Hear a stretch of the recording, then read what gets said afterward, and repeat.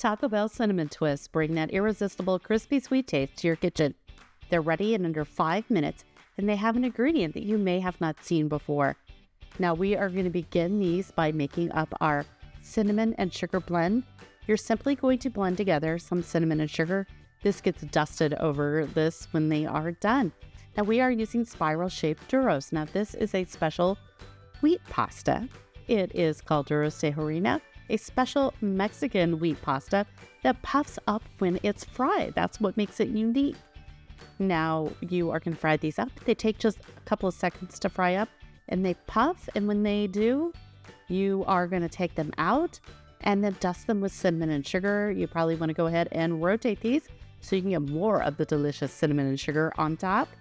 You can buy these pasta noodles in the Latino section of most grocery stores, and they are easily found online. But there you go, the Taco Bell Cinnamon Twist. Hope you enjoyed this recipe, and if you want more, come to copycat.com.